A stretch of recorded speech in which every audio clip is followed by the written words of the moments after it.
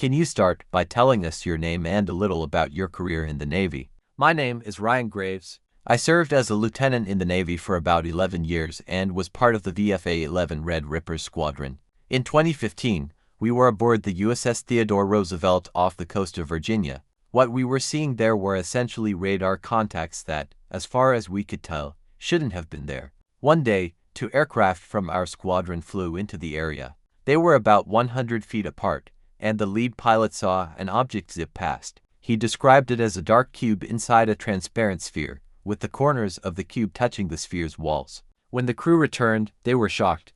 We almost hit that damn thing. There was no explanation of what it was, so our squadron filed a safety report and continued collecting data. Ryan Graves and many other pilots reported strange encounters with unknown aircraft that had no wings, cockpit, intakes, or exhaust, yet somehow could fly. A whole fleet of such objects appeared, with encounters happening almost daily for months, sometimes even years. I can't tell you how many times I've heard from pilots, both civilian and military. I didn't report this because I could lose my job. I've got a mortgage, kids, and if I report it, they'll think I'm crazy. We've been battling this stigma for a long time. I couldn't just ignore what I was seeing because others were uncomfortable talking about it. Sooner or later, it could lead to a mid-air collision. You can't muzzle the truth. Our entire democracy is based on principles of truth. We get reports every night, and I don't know what it is. It looked like a rotating light around the object. I wanted to report a UFO. Government UFO files are stored at Maxwell Air Force Base in Montgomery, Alabama. Notes, documents, and interviews on 12,618 UFO cases since 1969. The investigation was closed, and they said none of this should be taken seriously, even though 701 cases remained unexplained.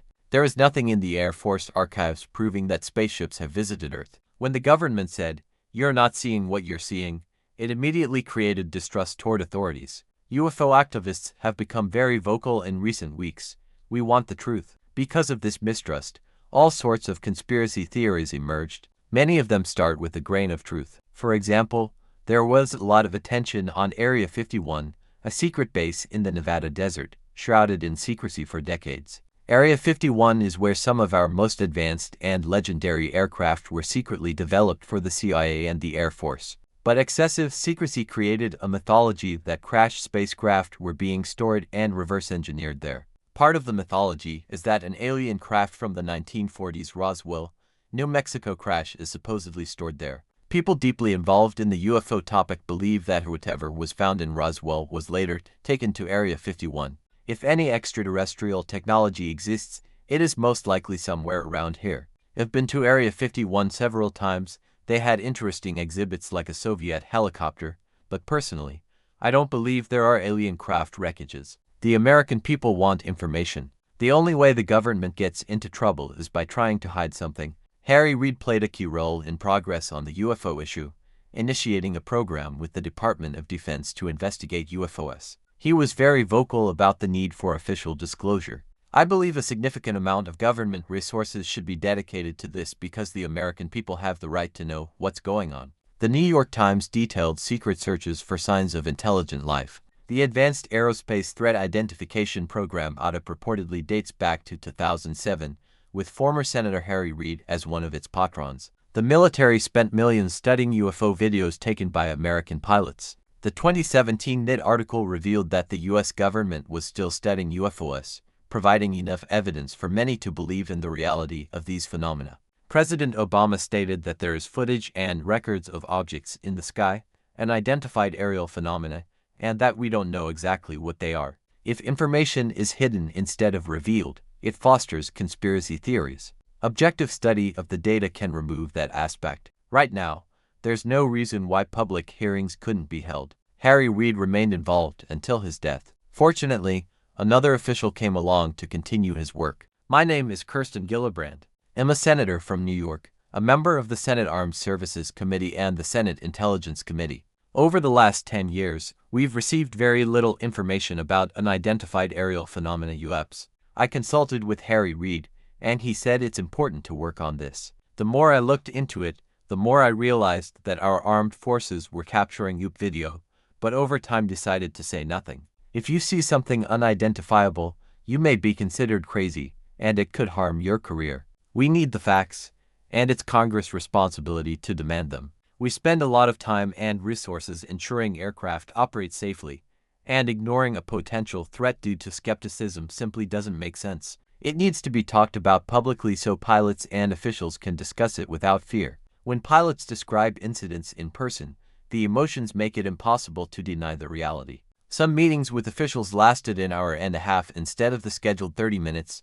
They didn't want to leave and kept asking questions. Pilots' concerns about UFOs are safety issues. Meetings and briefings show that the military is taking it seriously, unlike in previous generations. The American public wants to know the truth. Congress wanted to get everything on the table. For the first time in many years, government investigations into UFOs became transparent. The U.S. intelligence community released a long-awaited UFO report to Congress. The Pentagon said this could be a national security threat and a flight hazard. The report analyzed 144 incidents. Only one could be explained. 18 showed unusual characteristics, stopping, hovering, incredible speeds, that couldn't be explained. The report confirmed that UFOs are real physical phenomena. They are not American technology, and there's no evidence they are Russian or Chinese. The report opened the door for further research, but it was incomplete. Questions arose about why the Air Force wasn't more involved, possibly linked to the history of Project Blue Book. Lack of coordination between agencies makes it difficult to collect data. Some cases, like the Aguadilla incident, were detected by local airports and then passed between agencies, risking being lost. In Aguadilla, the object was observed for 5 minutes using an infrared camera. It had no rotors, and it wasn't clear how it flew without wings. Government footage ended up with a civilian research group. Frame-by-frame analysis showed anomalies. The object appeared to split into two, making the video unusual. There are likely other videos held by agencies that we don't even know about. Some are extremely compelling. We need a place where all this information can be gathered and analyzed without stigma. This is a responsible approach to an unknown phenomenon. News headlines highlight Senator Kirsten Gillibrand's legislative initiative.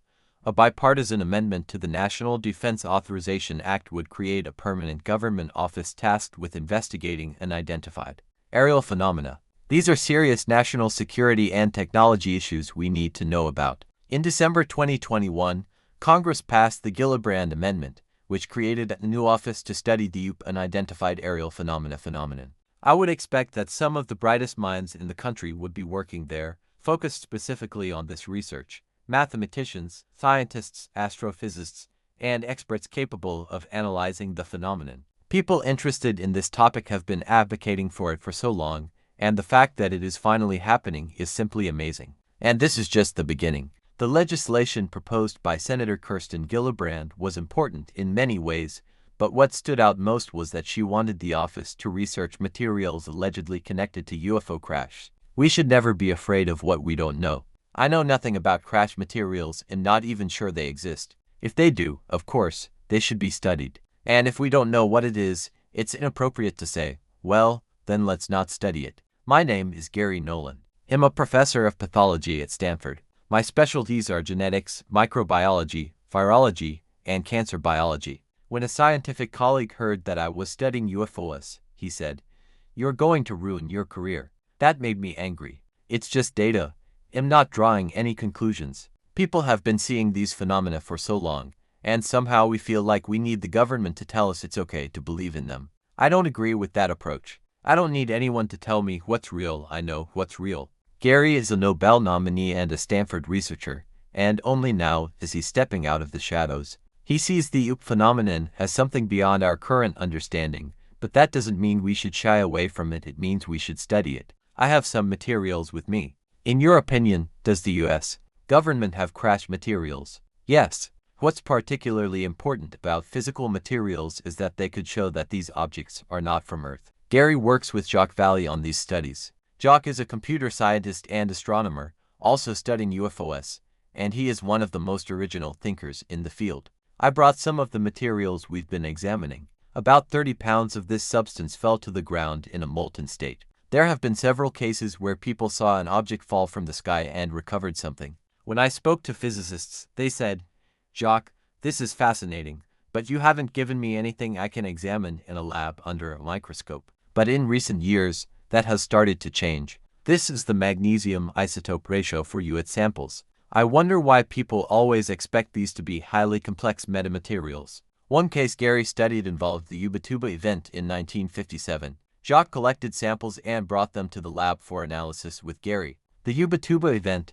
a fisherman saw a glowing object over the ocean, which suddenly exploded and scattered pieces of magnesium, a bright silvery metal, across the ground and water. The fisherman returned decades later to collect these pieces. Gary was able to study them in the lab and discovered that the magnesium samples and the way they were held together had been artificially processed, clearly part of an industrial process, engineered differently. That's interesting. Maybe it was used for propulsion, maybe for energy generation. We just don't understand the physics behind it, but who wouldn't be excited to potentially understand it? Imagine what we could do, move from one place to another as easily as shown in the videos. The energy required for that could make coal-fired power plants obsolete. This is one of the most important aspects of thinking about the phenomenon. If you remove the data from the table and don't allow it to be part of the solution could be staring you in the face, but you just threw it away. That's not how a true scientist operates. Fear grows in darkness.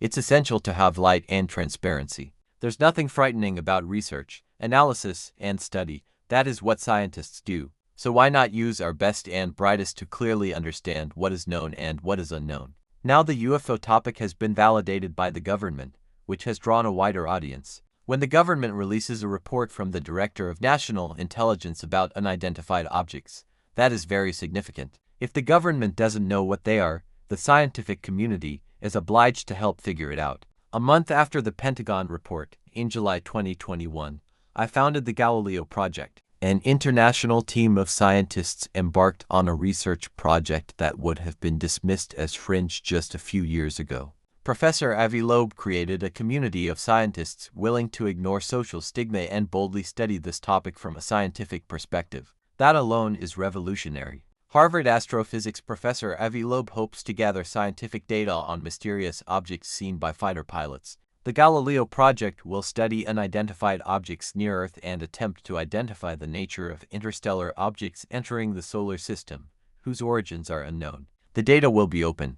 The project allows for the possibility of extraterrestrial technological origin, which distinguishes it from the rest of the scientific community. This is a significant step because it has the credibility of a major scientific institution behind it, giving people permission to discuss the topic. On November 10, 2021, the Ignatius Forum took place at the National Cathedral in Washington, attended by NASA Administrator Bill Nelson, Director of National Intelligence Avril N., Jeff Bezos, and myself. My goal is simple: look at the sky and check if there is equipment sent by other civilizations.